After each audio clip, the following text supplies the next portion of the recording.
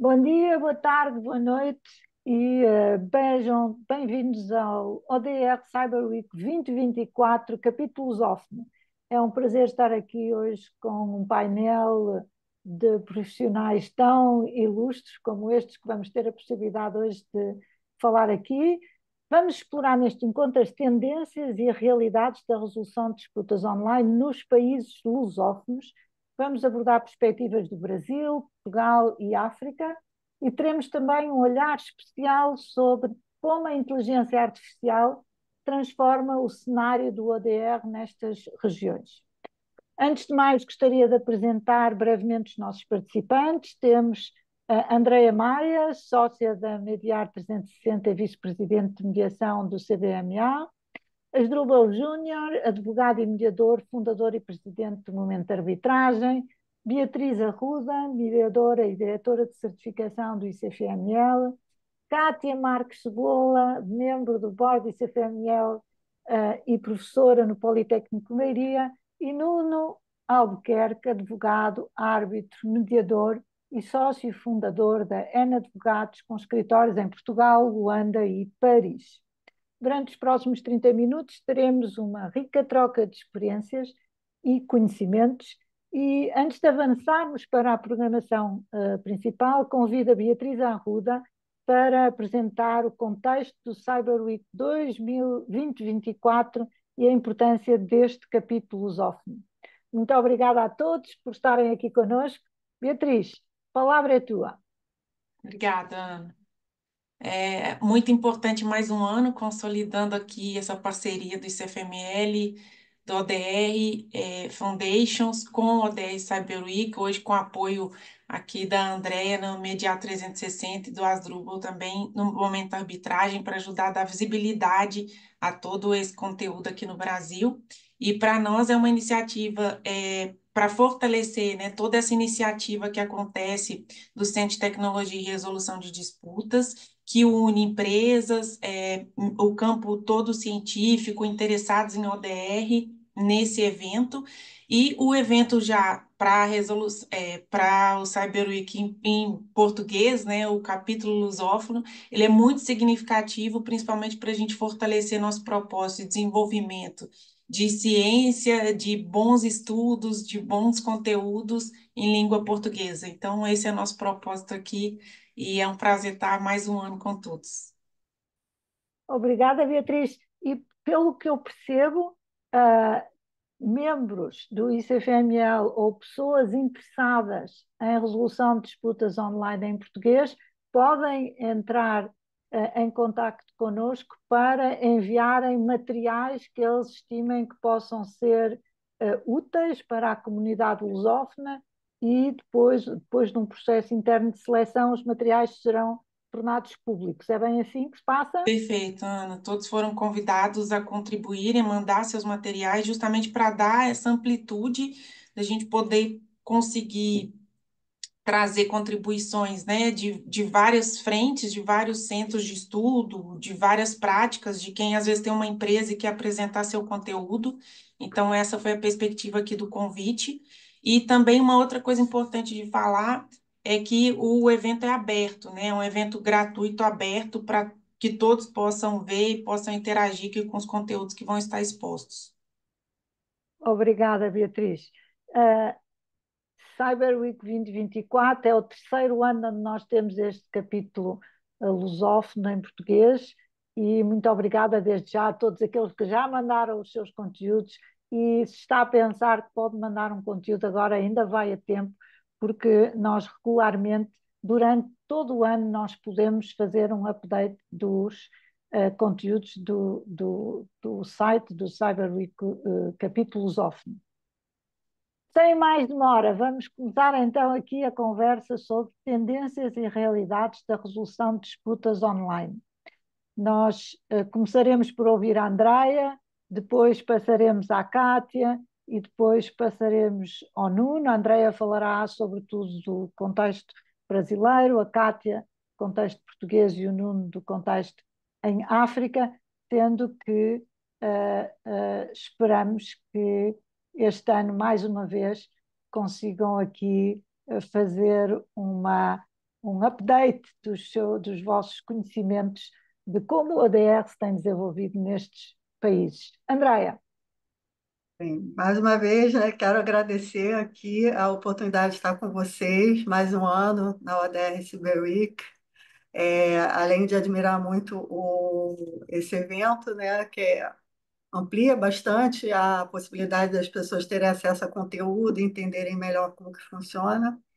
É, Enfim, o apoio aí do CFML, que eu tenho um carinho especial desde que eu conheci e que eu entendo como super importante a certificação, né? Foi uma coisa que eu desde o início, né, que vocês vieram para o Brasil, quando eu conheci, nas vezes que eu viajei, assim, estou muito feliz de hoje poder estar contribuindo de alguma forma, estar junto com vocês. Bem, o que eu posso falar de Brasil, né? Eu estou desde 2010 que eu trabalho com mediação aqui. A gente passou por muitas dificuldades, obstáculos, acho como em vários países, né? Mas eu percebo que esse ano foi o ano que mais cresceu, tanto a mediação quanto a utilização da resolução de disputas online. Com o Covid ali em 2020, quebrou-se, né, muitos obstáculos ou muitos desafios que as pessoas tinham de não saber usar Zoom ou outros tipos de plataforma de comunicação online. Tinha um mito também que você não conseguia criar rapport dentro desse ambiente. Só que com essa necessidade das pessoas, né, de usarem para serviços médicos, psicológicos, aula, a mediação foi junto e, enfim, deu uma oportunidade também das pessoas experimentarem coisas novas e da gente crescer, né, eu entendo que todo mundo está aqui interessado no tema. Vieram bastante regulação, legislação incentivando a utilização da mediação. Quem está aqui dando uma situada, né? Porque sei que deve ter gente nova aqui. O Brasil é um dos países mais litigantes do mundo, se não for o mais, né? Então, existe um movimento muito grande hoje no nosso judiciário para impulsionar a utilização de métodos que sejam fora do judiciário, ou mesmo dentro do judiciário que incentive maior eficiência, né? Então, são várias ações que estão sendo tomadas e uma delas é um incentivo a tanto a negociação, a mediação, a conciliação, quanto que isso seja feito no ambiente online.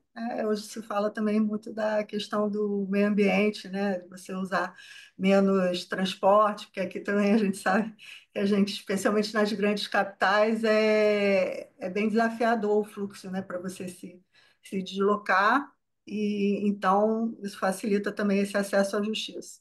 Em termos de desafio, algo que as pessoas falam bastante, né? Tem sido bastante debatida a questão de você nem todo mundo ter acesso à tecnologia aqui no Brasil. No entanto, enfim, celular hoje é uma coisa bem popular, e se você pensar, pelo menos você pode fazer para o WhatsApp, também facilitou bastante a nossa vida aí em termos de utilização de mediação online. Então, eu entendo que você não está afunilando, tirando o acesso à justiça de ninguém. Você está abrindo mais uma porta, né? Só que isso tem que ser mais divulgado, porque ainda tem muitas pessoas que olham de uma outra perspectiva. Mesmo com esses desafios que eu vi, esse ano foi crescimento, né? Eu estava até brincando aqui antes que eu geralmente ia atrás dos meus clientes, eu trabalho especificamente com empresas, e agora a gente vê o movimento das empresas virem procurar, curiosas, tentando fazer pilotos, né? Uma empresa aqui do Brasil, que é uma empresa que é uma referência em termos de inovação, tecnologia, escala, que é o Quinto Andar, que faz aluguel, né, pelo meio digital, resolveu experimentar a mediação esse ano, foi feito um piloto, está avaliando a expansão da utilização desse método. Mas você vê, então, empresas, né, especialmente o pessoal que está olhando a inovação e trabalho em escala, olhando a utilização da mediação online, mas não só a escala, né? A gente está em um momento desafiador também de algumas recuperações judiciais, alguns é, problemas que surgiram lá na época do Covid, que agora, né, a gente precisa reorganizar contratos, ah, situações aí com credores. Para a recuperação judicial, a gente está vendo crescer muito a utilização da tecnologia. Não só porque facilita você falar com as pessoas, e geralmente são grupos, né, de credores grandes. A gente tem o caso aí da Oi, que ficou famoso aqui no Brasil, né, eram 60 mil credores, mas casos com menos credores, 10 credores, 20 credores, eu tenho feito, porque a tecnologia também ajuda na organização dessa agenda, né, do acesso a essas pessoas, dos documentos que precisam sair dessas mediações, que precisam ficar registrados nesses casos. Então, na recuperação judicial, a gente viu, né, vários casos aí que vieram a público, a Unimed, que é uma empresa de gestão de plano de saúde, né, o próprio caso da Oi, e vários outros que vêm aos poucos surgindo e que demonstram como a mediação realmente consegue ajudar essas empresas a se recuperarem, porque a visão que a gente tinha, né, que antes da nova lei, houve uma nova lei que incentiva, quer dizer, tanto mudou as regras da recuperação judicial, né, da falência, quanto passou a incentivar a utilização da mediação online, da mediação de forma geral, né? Mas a gente vê que consegue, antes a gente via muito as empresas indo para recuperação e depois acabando na falência. E o que a gente vê hoje, com essa novo formato de organização, onde entra a mediação para ajudar a entender as necessidades de todas as partes e criar um consenso, que as empresas realmente se recuperam, elas conseguem voltar para o mercado, manter os empregos, manter fornecendo serviço para a sociedade. Então, isso é um pouquinho que está acontecendo aqui pelo Brasil agora. Está bem positivo o momento.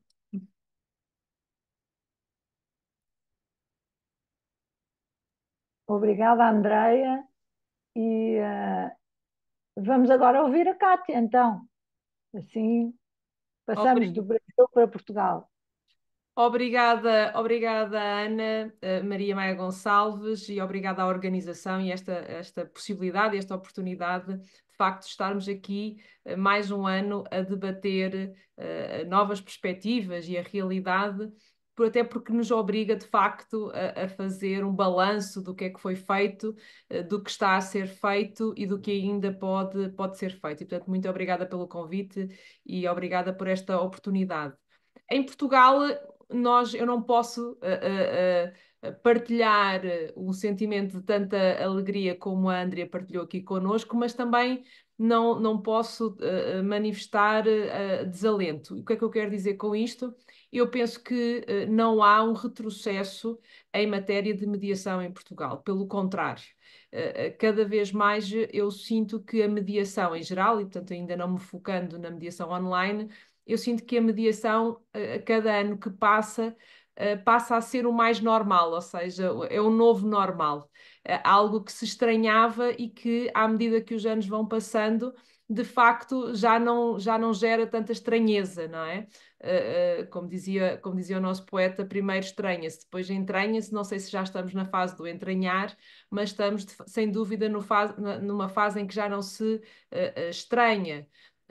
Cada vez mais nós sentimos no próprio ICFML uma procura, por exemplo, por advogados relativamente à formação em mediação. O ICFML participou da certificação de um grupo de advogados de Lisboa na área da mediação. Isso é muito relevante, isso é muito importante, e temos também cada vez mais a procura por parte de alunos das universidades que, estando a acabar o seu curso, procuram a formação em mediação como uma nova possibilidade de facto, resolver os seus conflitos. E esta procura dá-nos, de facto, alguma esperança e algum alento relativamente ao futuro. E, portanto, em termos gerais, e falando de mediação em Portugal, como eu referi inicialmente, não há um retrocesso, não há um crescimento tão evidente como aquele que a Andrea nos trouxe aqui do Brasil, mas o facto de a mediação ser algo que já entrou, digamos assim, no dia a dia e na linguagem, e já não se estranha tanto, eu acho que isso é positivo, e, portanto, tenho que realçar esse aspecto positivo. Em matéria de ODR e de resolução de conflitos, onde passado nós demos aqui conta que o Ministério da Justiça, e em concreto a Direção-Geral da Política da Justiça, porque é a entidade dentro do Ministério da Justiça responsável pela resolução alternativa de litígio, tinham criado a plataforma RAL+. Essa plataforma RAL+, continua em funcionamento, prepara-se para integrar nesse funcionamento os centros de arbitragem de conflitos de consumo, que também têm uma fase de mediação, e, portanto, penso que a plataforma a RAL Mais será uma realidade para manter. Como eu tinha dado conta no ano passado, esta plataforma, do meu ponto de vista, é ainda uma plataforma limitada em termos de valências de ODR. E porquê é que é limitada em termos de valências de ODR? Porque é mais uma plataforma de gestão de conflitos do que propriamente uma plataforma que possibilite ela própria a resolução online de conflitos. De todo modo, é positivo porque ela é uma janela aberta para a RAL em Portugal. Um dos problemas que eu penso que existe em Portugal é uma multiplicidade de meios. Há várias vias. Nós temos mediação privada e temos mediação pública em algumas áreas, mediação familiar, laboral e penal, e mesmo nos julgados de paz. Há um sistema público que é gerido e oferecido pelo Ministério da Justiça e pela DGPJ em concreto. Depois temos mediadores privados, temos também, como referia a Andrea, uma lista específica de mediadores de recuperação de empresas, mas que é uma lista gerida por uma outra entidade, que é a entidade do IAPMEI. Temos vários centros de arbitragem que oferecem também serviços de mediação, isso também é positivo, ou seja, os próprios centros de arbitragem em Portugal passaram a ter um regulamento específico para mediação e uma lista de mediadores, e portanto o CAC, por exemplo, o Centro de Arbitragem Comercial de Lisboa, é um desses exemplos, isso é positivo, mas portanto há uma panóplia muito grande de possibilidades e eu penso que essa panóplia muito grande cria dificuldades aos cidadãos e aos utilizadores na hora de escolher que via seguir. E portanto a plataforma tem essa valência de reunir numa única janela os vários meios, ainda que falte, e portanto eu penso que esta plataforma tem que evoluir para um ponto 2.0, relativamente à informação dos cidadãos de qual via é mais adequada para o seu conflito. Uma espécie de Solution Explorer do CRT, do Tribunal de Resolução de Conflitos do Canadá, que de facto oferece essa valência. Ou seja, eu acho que nós temos, esta plataforma tem que passar a integrar a ideia de tribunal multiportas e em que há logo no início uma ferramenta online e, portanto, tem que integrar mais as ferramentas digitais e a inteligência artificial, os mecanismos de inteligência artificial e os desenvolvimentos de inteligência artificial que, entretanto, ocorreram durante o ano 2024, para que os cidadãos, na hora de escolher o meio, possam ter esta ajuda. Penso que é aqui que, de facto, a inteligência artificial pode fazer a diferença, nesta ajuda aos cidadãos optarem pelo meio adequado para resolver a sua disputa. E, portanto, faltará a esta plataforma esta valência.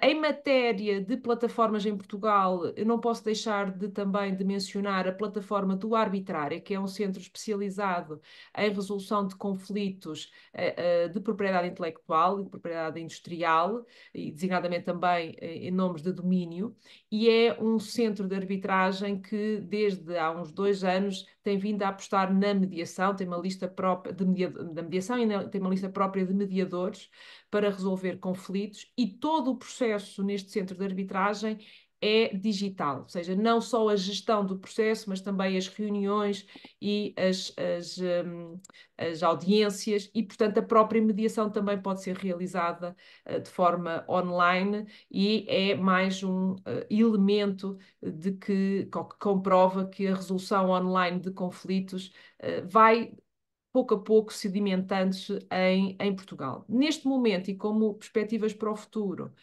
o Ministério da Justiça está a trabalhar naquilo que me parece que é muito importante, que é um plano estratégico para a resolução alternativa de litígio, ou seja, refletir sobre o que é que já foi feito até agora e delinear uma estratégia.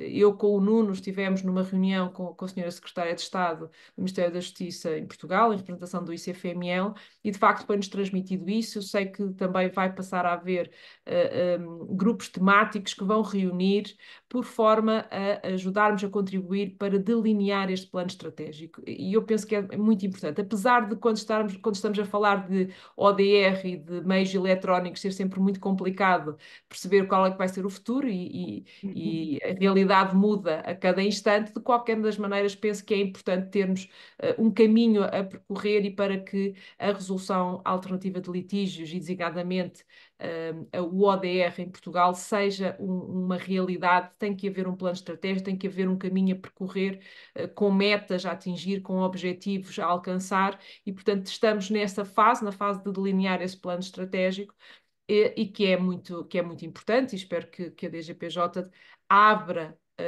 a todas as entidades, designadamente entidades como o ICFML, que promovem a mediação em Portugal, abra de facto esse plano estratégico à contribuição de todos os stakeholders e todos os players. E, portanto, deixo uma mensagem de esperança relativamente ao futuro, não havendo propriamente novidades em relação a 2023, não posso também deixar de sentir alguma esperança e algum alento relativamente a 2025 e quem sabe para o ano estamos aqui a dar novidades boas sobre estes mecanismos. Muito obrigada. Novidades boas, ainda melhores, vão aqui ser trazidas pelo Dr. Nuno Albuquerque em relação à África, não é, Nuno? Bem, não poderia dizer tanto, apesar de desejar.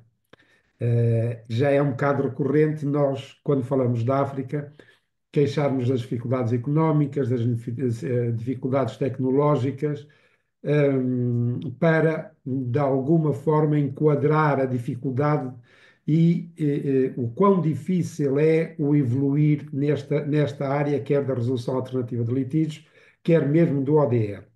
Mas eu diria hoje que, apesar de sabermos que a África é um continente bastante diversificado, com diversos sistemas jurídicos que vão desde o direito consuetudinário ao direito civil, ao direito consuetudinário africano, direito islâmico, temos realidades económicas do norte para o sul muito distintas.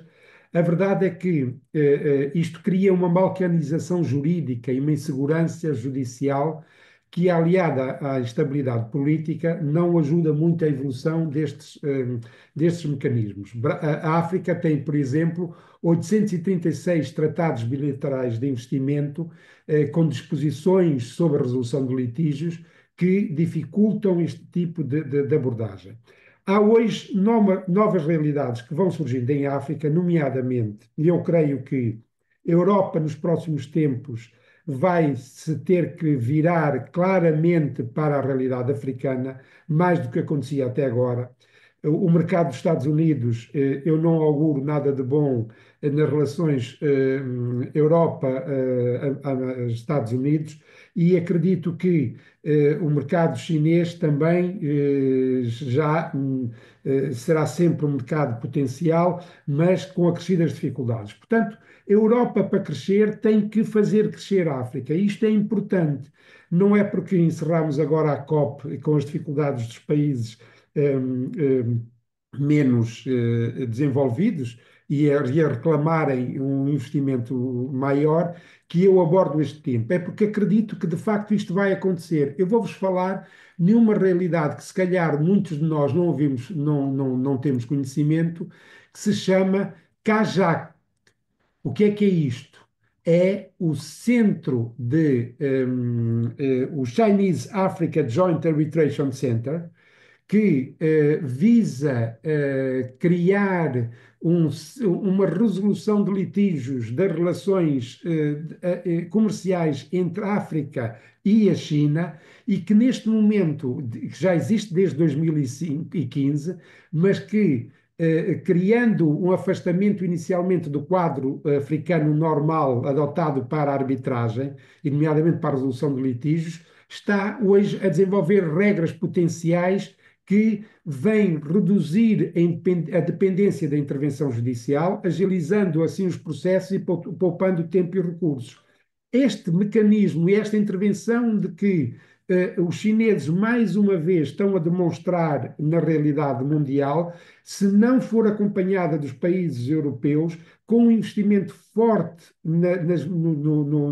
nestes mecanismos de resolução de litígios, vai dificultar o desenvolvimento económico. O CAJAC lançou as bases agora para discussões entre os países dos BRICS, o Brasil, Rússia, Índia, China e África do Sul, sobre o mecanismo de arbitragem atualmente em uso e a necessidade de uma potencial reforma dos mesmos, especialmente desde que recentemente aconteceu a admissão de países como o Egito, a Etiópia, o Irão e os Emirados Árabes Unidos aos BRICS e a crescente necessidade de um mecanismo uniforme de resolução de litígios.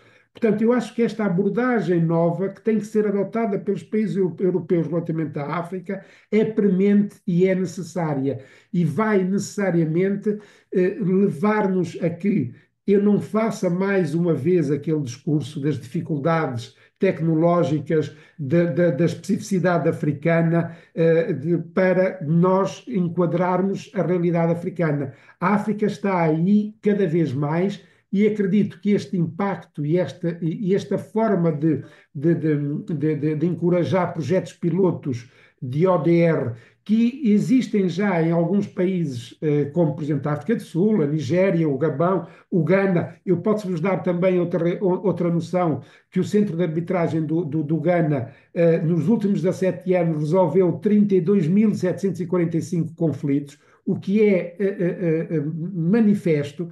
Há uma discrepância quando nós olhamos, por exemplo, para países como Angola, em que a resolução de conflitos essencialmente tem uma vertente e um apoio na arbitragem ad hoc e não na arbitragem institucional.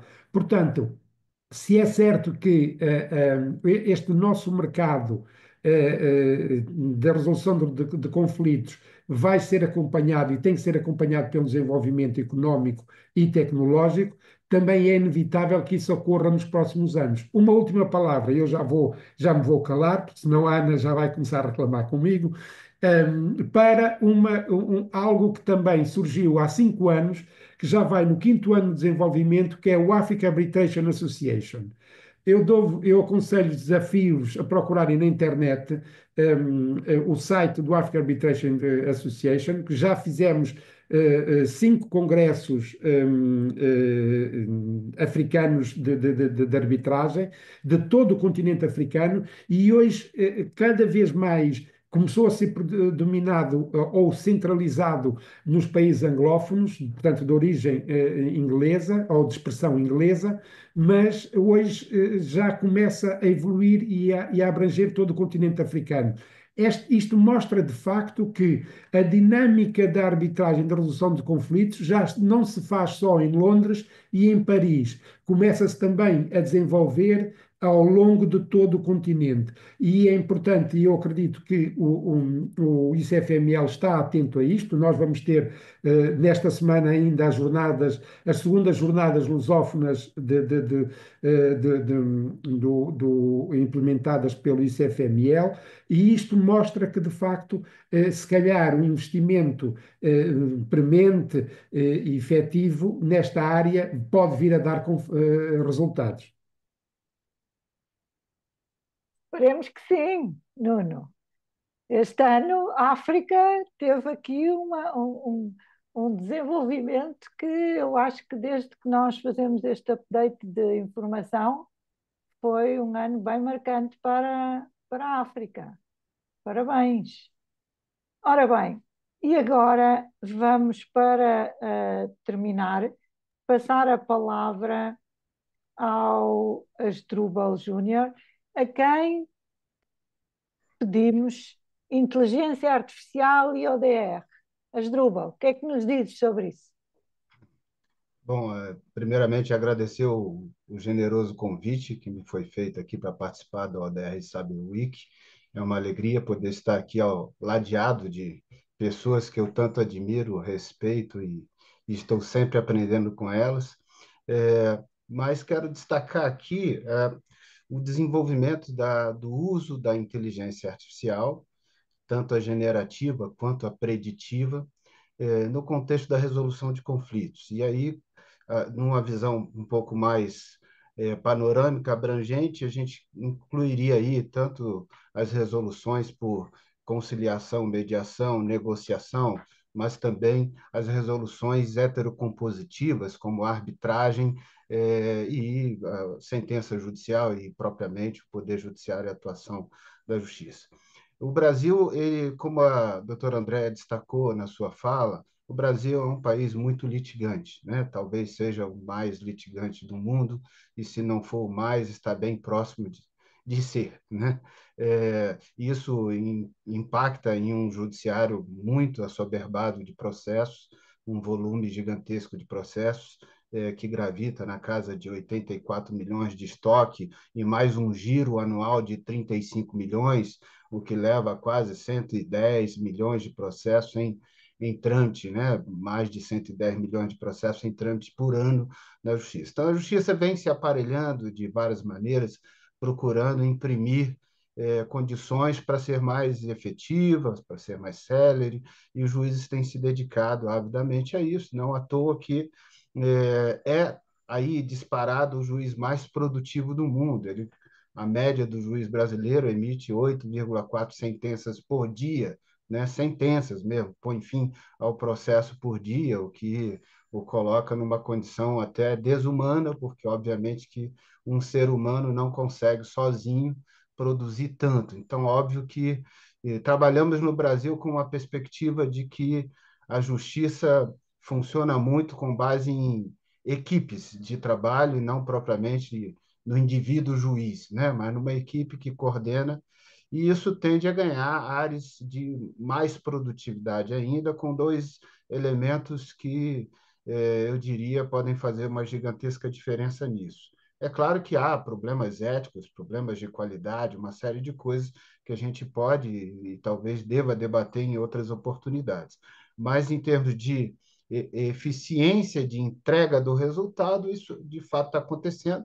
Isso tende a acelerar, já foi acelerado bastante nos últimos anos pela transformação do processo físico em processo 100% eletrônico, praticamente 99,5% dos processos que tramitam no judiciário brasileiro são processos eletrônicos, e agora foi introduzido o chamado domicílio judicial eletrônico, que tende a dinamizar as comunicações do judiciário, fazendo uma economia brutal em termos de tempo do processo, porque, em grande parte, o processo demorava exatamente pelas comunicações que eram feitas às partes, advogados, etc. Isso fazia uma retenção do prazo do processo. Então, o domicílio judicial eletrônico, que ainda bem incipiente, está bem no início, ainda está no processo de cadastramento das empresas, etc., mas tende a acelerar, dinamizar bastante a solução. E a outra questão é a introdução da inteligência artificial preditiva e generativa. O Supremo Tribunal Federal no Brasil, desde 2017, já havia desenvolvido o Vitor, que é um robô que trabalhava na análise, na estruturação, organização dos recursos extraordinários, e isso criou um dinamismo importante ao Supremo Tribunal Federal. Ele evoluiu e agora ficou Vitor IA, que o pessoal chama de Vitória, né? Então, evoluiu para agora poder ter uma dimensão mais ampla, não só de recursos extraordinários, e poder avançar para uma perspectiva também generativa, não só preditiva, mas generativa. Então, ali há ainda é um modelo ainda inicial, evidentemente, mas ali há um encaminhamento que provavelmente acelere bastante a resolução dos processos. E ele também tinha criado o RAFA, salvo engano, em 2021, ou 2022, tinha criado o RAFA, que trabalhava numa análise de dados em cima dos processos existentes para ver aqueles que se alinhavam à Agenda 2030 das ODS. Então, o RAFA também tinha essa perspectiva. No âmbito dos tribunais federais e estaduais, a inteligência artificial também vem sendo aplicada de um modo geral, por exemplo, agora há poucos dias se inaugurou no Tribunal de Justiça do Distrito Federal, em Brasília, a utilização da inteligência artificial para produzir os acórdãos em emendas. A partir dos julgamentos, todas as emendas serão produzidas por inteligência artificial, tentando, inclusive, dar à ementa uma linguagem aí mais simples para o entendimento da sociedade, ou seja, não apenas uma linguagem técnico-jurídica, mas também uma linguagem com compreensão mais fácil pelo cidadão em comum. Então, esses são exemplos, juízes aqui e acolá também têm utilizado na perspectiva. No que se concerne à resolução por ODR, a gente já viu acontecer o desenvolvimento do site consumidor.gov, que vem sendo utilizado numa escala importante no Brasil e tem sido realmente muito eficiente na resolução de problemas. E, obviamente, até aí criou um modelo de cadastramento obrigatório de muitas instituições e empresas de grande porte para poder dinamizar todas as comunicações e tornar o modelo ainda mais eficiente. Estão fazendo ali funcionar de uma maneira bem satisfatória. No plano das negociações, nós temos visto utilizar muitos chatbots no diálogo para construção de alternativas de solução negociada, que também tem funcionado de maneira bem razoável por grandes corporações nas negociações, bancos, financeiras, empresas de varejo, grandes marketplaces também têm utilizado em larga escala ferramentas dessa natureza para poder dinamizar a solução. A gente também vem aí desenvolvendo paralelamente duas ferramentas que a gente acredita que será de grande utilidade tanto para a mediação quanto para a arbitragem. Uma delas chama Marília, que é uma ferramenta que eu tenho me envolvido diretamente, né? Que é o desenvolvimento de um assistente de mediação para ser utilizado tanto por advogados, partes e mediadores, no sentido de tanto se preparar para a mediação, então é um diálogo generativo e estratégico desenvolvido com a ferramenta que ajuda a pessoa a entender o contexto da melhor maneira, identificar com mais clareza seus próprios interesses e necessidades, saber separar as posições dos interesses, trabalha também a perspectiva de como ela se preparar no discurso para sua abertura em uma mediação, para ter uma linguagem mais produtiva, menos emocional, mais racional, uma linguagem que permita um desenvolvimento mais fluido da mediação e que ajuda ela a organizar o pensamento para construir opções, inclusive com sua grande capacidade criativa, gerar muitas ideias de opções do que pode ser colocado na mesa de negociação, de forma que atenda tanto os seus próprios interesses quanto os interesses e necessidades da outra parte. E que, portanto, faça também uma análise preditiva para ela entender a melhor alternativa à negociação, a pior alternativa à negociação. Essa análise preditiva ajudaria a entender, fora da mesa de mediação, qual seria o cenário e, de uma forma mais concreta, né, analisando quais seriam os prognósticos possíveis, e aí num avanço do que seria a jurimetria, mais utilizando a inteligência artificial, quais seriam os prognósticos de uma solução fora da mesa de negociação, para que a pessoa possa avaliar com mais clareza a sua tomada de decisão, se quer se inclinar e se dedicar mais fortemente ou não, e também uma análise econômica, para entender as implicações econômicas de não resolver aquele problema de forma mais célere na mediação e quanto seriam os impactos diretos e indiretos, tanto com custos dos outros métodos de solução, quanto dos reflexos econômicos de não se resolver com mais celeridade aquele problema, para que ela também, então, tendo uma visão mais concreta e não apenas naquilo que hoje acontece na larga maioria, que é apenas uma análise sensorial dos próprios profissionais que estão operando, mas sem muitos dados, sem uma informação e uma investigação mais profunda, o que a inteligência artificial ajuda muito, porque consegue trabalhar com uma análise de dados com muita velocidade e análise de um grande volume de dados. E depois, na cena da mediação, ajudando na construção da agenda, ajudando na superação de impasses, ajudando nas sessões privadas, de maneira a potencializar a criação de opções, e fazer refletir também sobre as alternativas, as piores, as melhores alternativas, e, evidentemente, depois, na cena da negociação, organizando aqueles progressos que já foram feitos e, finalmente, na hora de se elaborar também os termos finais, estruturando também o termo de acordo, fazendo um checklist da eficiência dele, dos pontos que podem estar ali vulneráveis e que mereçam algum tipo de ajuste, então também ajudando nesse mecanismo. O que a gente tem proposto nas nossas manifestações é que seja utilizado, mas seja utilizado com absoluta transparência, né? Na medida em que ou seja, as partes sabem que vai ser utilizada e elas passam a integrar, entra na cena da mediação de forma harmônica, passa a integrar como uma ferramenta a mais, como se fosse o papel, a caneta, como se fosse o flip chart ou o projetor, ou seja, uma ferramenta a mais que será utilizado, bem manejado por todos e, inclusive, provocado.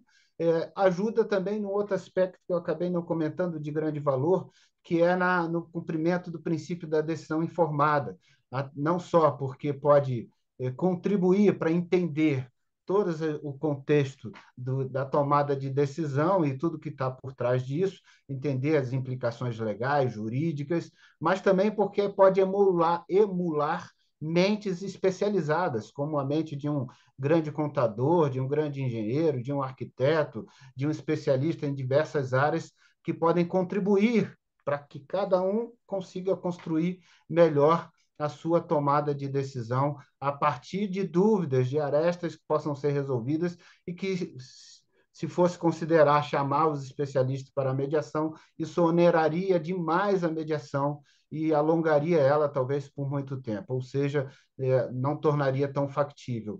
E a contribuição que a inteligência artificial pode fazer na emulação de mentes especializadas, de grandes profissionais, pode contribuir para equacionar dúvidas que estavam travando o desenvolvimento da própria negociação. Então, a Marília pretende fazer isso, já está uma parte dela desenvolvida, que é ajudar a parte a se preparar para a mediação. Quando ela dialoga com a Marília, ele já desenvolve depois, ao final, um plano de mediação, cada parte sai com o seu plano de mediação, e o mediador sai com o plano de mediação dele também, na perspectiva que ele já se alimenta dos outros planos de mediação, para tentar construir as ferramentas que seriam mais valiosas para ele usar na condução desse procedimento. E a Aurélia, que é uma inteligência artificial ainda num passo anterior que o da Marília, mas que pretende desenvolver um modelo de solução por arbitragem, por uma fase inicial em que as partes saberão, né, de plano que aquele modelo adotado implicará numa recomendação de solução feita pela inteligência artificial, claro que aí supervisionada por um profissional, por um humano, especialista, alguém que vai fazer a supervisão, mas que vai propor a solução. E se as partes quiserem adotar, ela já estará definido ali, faz-se apenas uma, vamos dizer assim, uma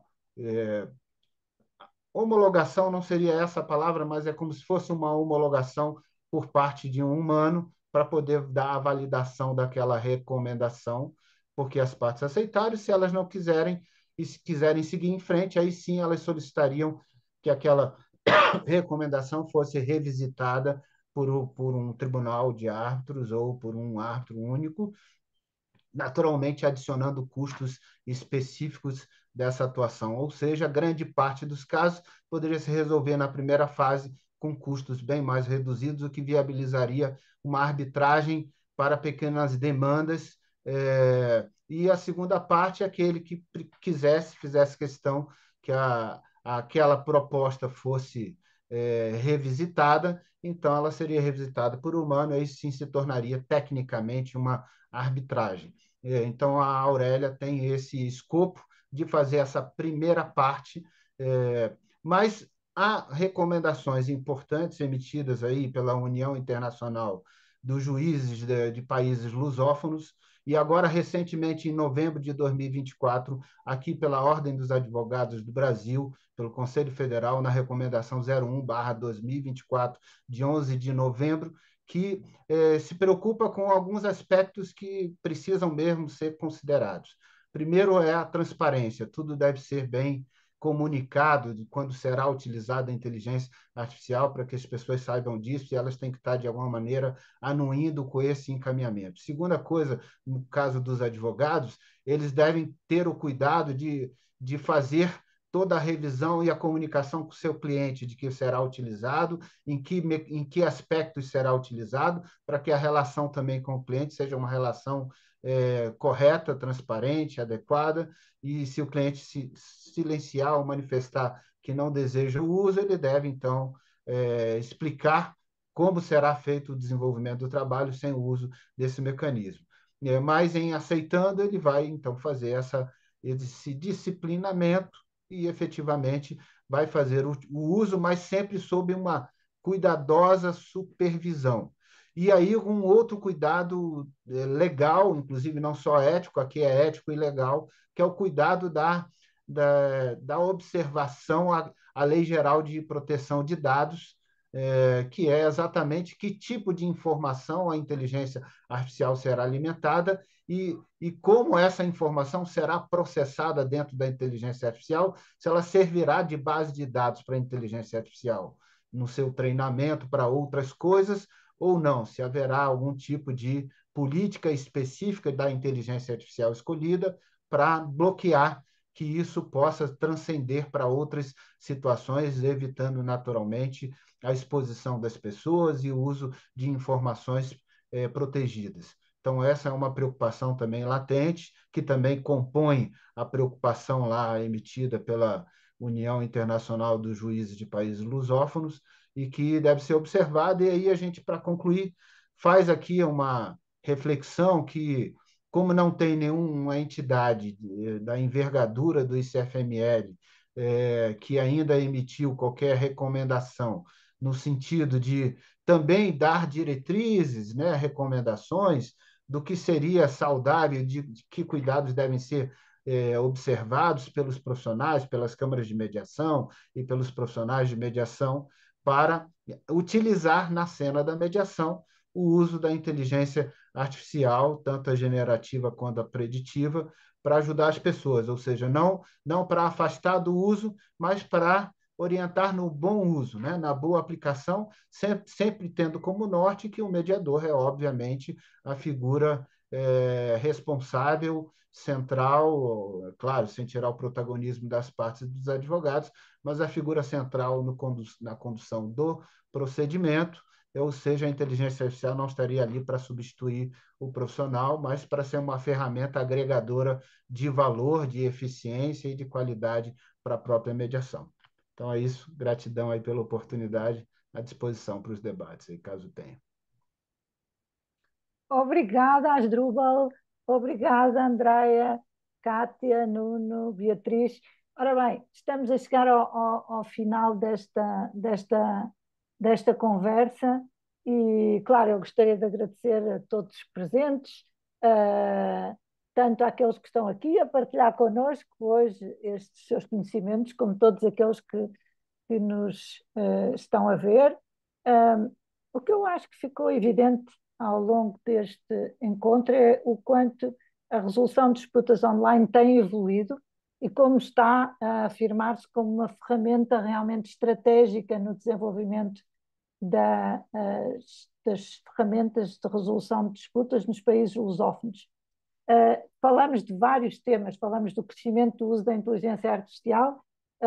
Eu acredito, como foi aqui falado, que a verdadeira inovação vem deste cruzamento entre a inteligência artificial e ODR, reside não tanto na capacidade de automatizar tarefas administrativas ou de gerar opções de soluções, mas sim quando a inteligência artificial seja mesmo um parceiro estratégico na compreensão destas dinâmicas complexas de conflitos. Portanto, pensar que vamos combinar a análise preditiva com inteligência emocional simulada e pensar que vamos poder identificar padrões subjacentes de comportamentos nas partes ou antecipar, como aqui foi dito, possíveis impasses, sugerir possíveis intervenções em tempo real adaptadas àquilo que se está a passar e às necessidades que as partes estão a manifestar, ou seja,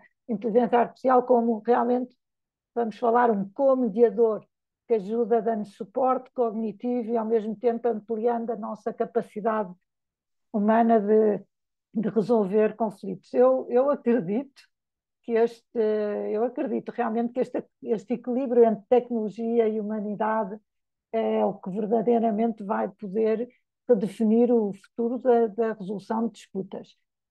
Não podemos também deixar de falar de ODR com foco na sustentabilidade, que é muito visível hoje na integração da ODR em todas as estratégias do ESG, de governança ambiental, social e corporativa, na aplicação que tem também na abordagem de disputas ambientais e comunitárias, que muitas vezes existem soluções que podem necessitar ser mais colaborativas por terem um maior número de stakeholders. E também um tema muito caro ao ICFML, não queremos esquecer de mencionar o ODR e a promoção da acessibilidade e inclusão, porque cada vez mais no mundo lusófono e fora dele nós vemos iniciativas que visam tornar estas plataformas digitais mais acessíveis, quer para pessoas com limitações tecnológicas ou físicas, quer através da tradução e adaptação cultural das ferramentas para diferentes populações locais. Portanto, o futuro do ODR, claro, também passa pela integração, como aqui foi dito, entre justiça e os outros stakeholders na promoção desta, eu digo, uma colaboração multidimensional com tecnologia, inovação, valores humanos e tudo isto alinhado para criar sistemas mais acessíveis, mais eficazes e mais inclusivos para todos. Portanto, de tudo o que aqui foi dito, ao olharmos para o futuro, o desafio vai ser continuar a expandir o acesso ao ODR, equilibrando esta inovação tecnológica com estes princípios éticos e humanos que sustentam desde sempre a resolução de conflitos. Assim esperamos, e este webinar eu acredito que reforça que estamos no caminho certo, pelo menos nos países lusófonos, e colaborando para construir estes sistemas mais ágeis, mais justos, mais inclusivos. Muito obrigada mais uma vez a todos aqui os presentes pela participação. Vamos em frente a trabalhar juntos pela inovação e pelo fortalecimento da resolução de disputas online nos países lusófonos e além. Até breve. Obrigada. Obrigada. Obrigada.